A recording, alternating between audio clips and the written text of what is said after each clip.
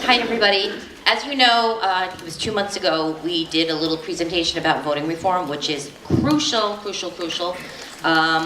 It looks like the issue is going to move very, very quickly in the Senate and the Assembly. They're talking about even tomorrow to get stuff going, so that would be fabulous. As you all know, New York ranks very, very poorly in voter turnout. A large part of that is because of our antiquated voting laws. We also have a huge problem with our campaign finance laws. So we are very, very lucky to have Renee, Paradis. I hope I said your name right, Renee. I'm terrible with names. She is very, very experienced in this field. She used to work for the Brennan Center. She has tremendous experience in this area. So without further ado, Renee, thank you.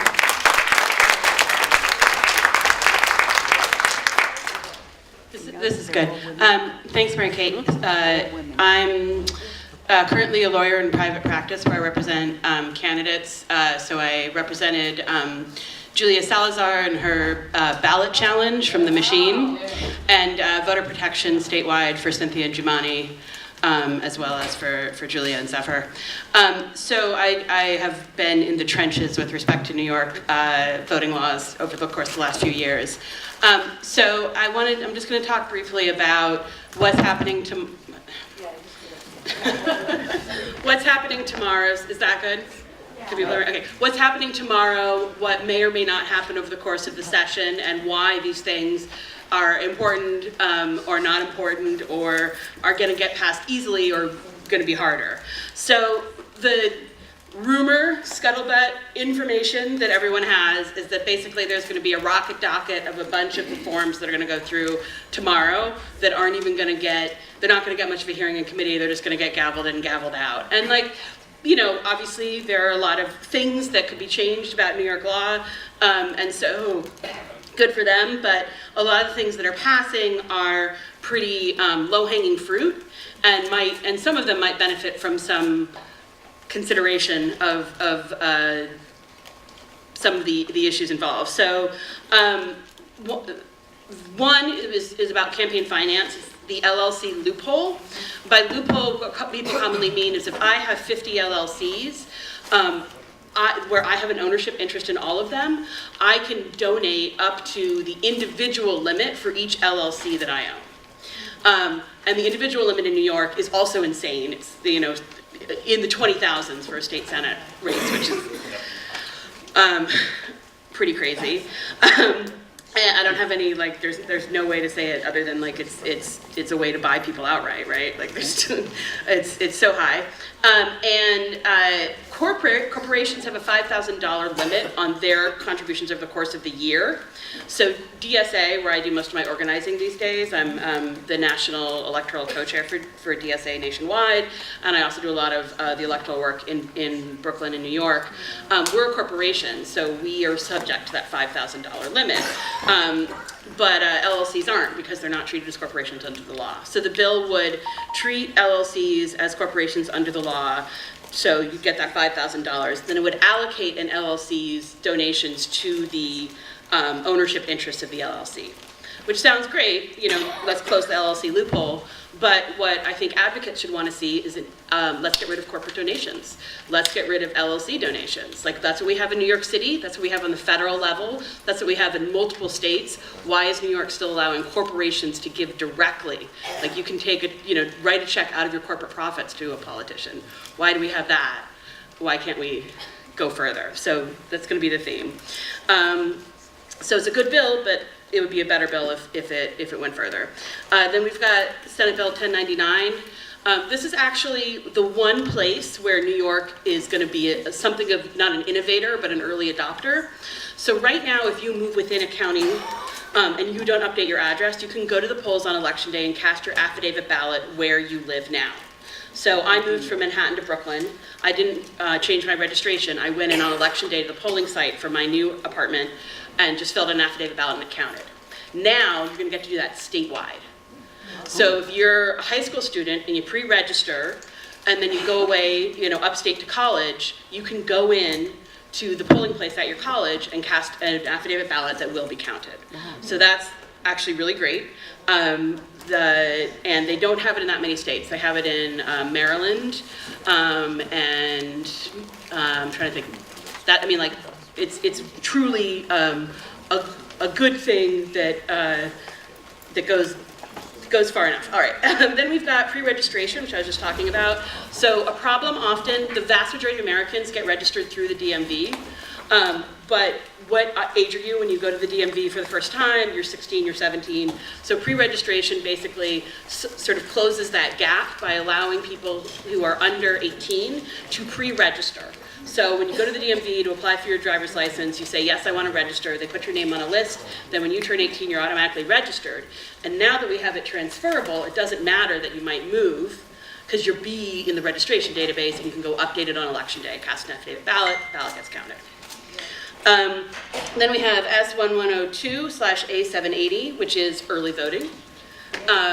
So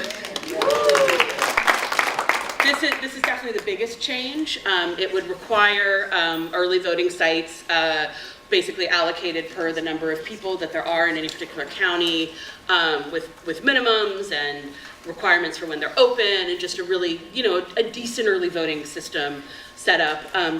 Advocates are a little concerned about the money, right? Like, we want to make sure that there is a budget allocation such that this is not a sort of unfunded mandate to the counties. I'm also slightly concerned by the fact that if you are, that the Board of Elections can reduce the number of early voting sites for primaries, just by their own sort of decision. And I don't know your guys' experience with Board of Elections. My experience with the New York City Board of Elections is that I would not want to give them that discretion, but because it's not going to get amended, that's the way it's going to go. And then finally, in terms of things that are going to go into effect this year, they are consolidating the state and federal primaries. Yes. Frankly, I think we have one person to thank for this, and her name is Alexandria Ocasio. Once you show that you can fight against the system, and I know that's a joke, but I will note it goes into effect immediately. And this is kind of a very odd thing for those of us in New York. We have 2 DA elections and our public advocate race. Petitioning now would start February 26th, which is the day of the public advocate election. So for the public advocates, you get on the ballot, you have the election on the 26th, and then that's the date you have to start petitioning for the primary. Same thing for the DA. They thought it was going to be a September primary. It'll be a June primary tomorrow, so it takes effect immediately. So, yeah, everything, if you guys have local primaries here, they're going to be in June. Yeah, which is crazy. Petitioning will start February 26th. And so I don't have any insight, but my guess is that they felt like it's better to do it in an off year than in an on year, a major election year. However, I think not great to start an off year when you're already in the off year. But hey. That means that primaries will be all primaries? All primaries are going to be in June, except, no, the presidential is separate. Presidential is always separate, and that's true of the vast majority of states. Local, state, and... Local, state, and federal. Everything but presidential. Are they going to make us earlier? The reason that it has to be in June, the reason the federal primary is in June is that during the Obama administration, they passed a law around military voters that required you to get your ballots by a date certain, and New York couldn't get it together with the primary date when it was to get them ballots in time, so they got sued, and they got court ordered to move the primary. And they never actually updated the statutory law, so when you get an election calendar, it would just say June federal primary, held pursuant to court order. But if you went to the statutory books, it would still say the primary should be held in September. Normal state. So they can only hold the federal primary in June or earlier. So if they want to consolidate it, everything has to be in June or earlier. And then there are 2 amendments that are being proposed tomorrow that will then, go before the voters, and it's to allow election day registration by taking out the 10-day requirement in the Constitution for voter registration, and to allow for no-fault vote by mail by taking out some language. So both of those things, election day registration and no-fault vote by mail, rather than early voting in person, can't be done without a constitutional amendment, so they're putting into place to do it later. So the things that aren't on this list so there are two main coalitions that are working on election stuff. One is called Let New York Vote, and it's the voting side, right? And then you've got Fair Elections, which is the public financing side. So on the voting side, the things that are not here that are on Let New York Vote's list are automatic voter registration. All indications is that everybody wants that to pass. They're just working out the details. One issue that comes up is for immigration advocacy groups. If you automatically register people through the DMV, a lot of them are green card holders, and it's a federal crime to register to vote as a green card holder. And if you get convicted of that, you can be denaturalized. So they're high stakes. So that's all those kinds of tricky things are happening. But there's definitely like a commitment to get that through. Where there's less of a commitment is potentially making permanent the parolees being able to vote, putting that in statutory law. I think everyone wants to see the ballots designed better, but it's also not in the rocket docket. Electronic poll books. And then the one that I think is going to be the hardest, but for me is that the heart of why New York is the party affiliation rule. So when I was a very young lawyer at Brennan, or a younger lawyer, in 2008, I took the day off and went and did Obama voter protection for the primary. And everybody called about the party affiliation rule and complained about it, and like I did a blog post about it and did testimony about it in front of the New York State Senate in 2009. And when I was doing voter protection for Bernie in New York City, Vice magazine just ran quotes from that 10-year-old thing as though they had done an interview with me like the day before, and it worked because it was exactly the same. New York has the longest party affiliation deadline in the nation. The next longest is Delaware at like 6 months maybe, and then Jersey at 2 or 3. And then there are only 9 states that have an advanced deadline that's different from the registration deadline, and that it may even be fewer than that, maybe like 6 or 7. But in any case, there are only like 5 or 6 other states that do it this way, and we do it the worst, and it's insane. But it's really hard to convince people that the way that it's always been done and the way they got into power is not the way it should be going forward. Like, everyone is correct. If we change the party affiliation rule, it will become easier to primary people. And like in New York, that's your biggest fear. So, you know I do too. So what you gotta do is go in and say, yeah, you might get primaried if you pass this, but you're definitely gonna get primaried if you don't.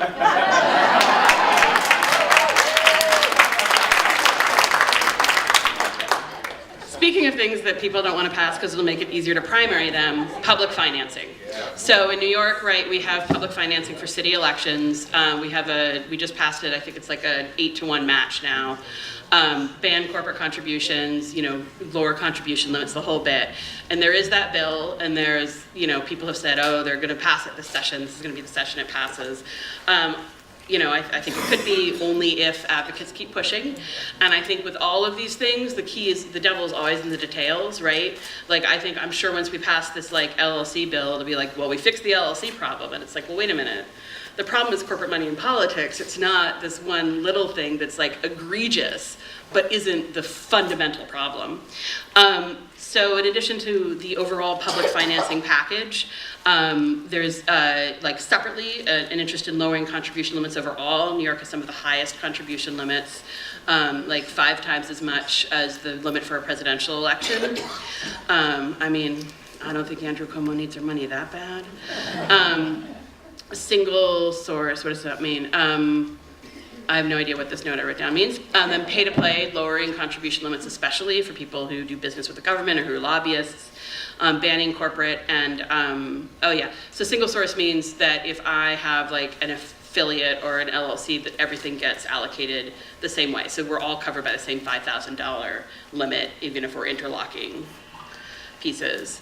So those are sort of the things that are going to be coming up that like it's important to keep a pressure on. I think as grassroots groups, as like DSA is and Indivisible is, like we don't have to play as nice, right? Because we don't have a foundation that wants us to declare victory, right? And so I think it's really important for us to hold not only our representatives' feet to the fire, but our coalition partners' feet to the fire and say, no. these are unnegotiable things. We need public financing in this state. We need to end the party affiliation deadline. We need to make sure parolees can vote, much less like, let's talk about incarcerated people in Maine and Vermont. People in prison can vote. Like, why is it that in the 21st century you're stripped of your civil rights just because you're convicted of a felony that could be drug sales, a felony, anyway.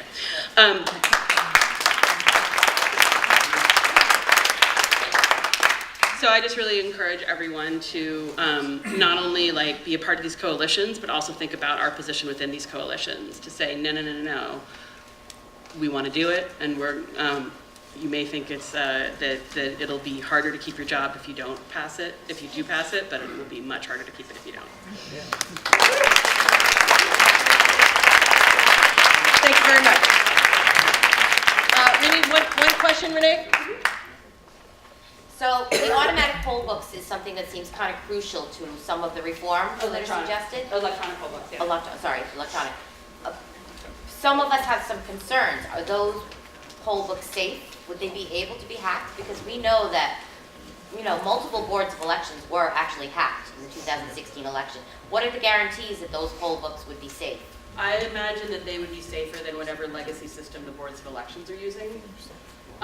Right, like the poll book is going to be newer and it's going to have more security concerns, right, on it. If I were, if I were concerned about InfoSec, I would be concerned about all of the existing systems because those are all, 10, 15, 20 years old. And, they're not being administered by like the savviest tech folks.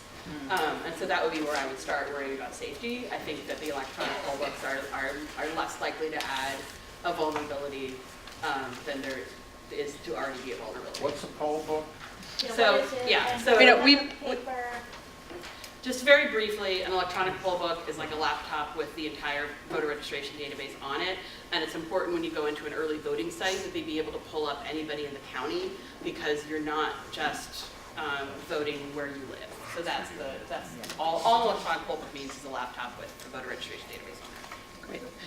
Thank you. One more question, then we're going to move on. So in the LLC loophole, tying the LLC to the corporation, does that mean the corporation can't start 40 different LLCs, which the real estate developers have done? Yeah, so basically what it would mean is that if you're a real estate developer with an LLC, and then the LLC, it requires you to abide by your individual limit. Right, so if I can only give $20,000 and I own 5 LLCs, altogether they can't give more than the individual limit. Okay, gotcha. Thank you very much. We've got a new work group that has formed with Mary Kate O'Sullivan and Tara Herman and Mika Sifri, part of that voter reform, election reform, campaign finance reform. So there will be more about that after our forum. We'll go through our work group updates, okay?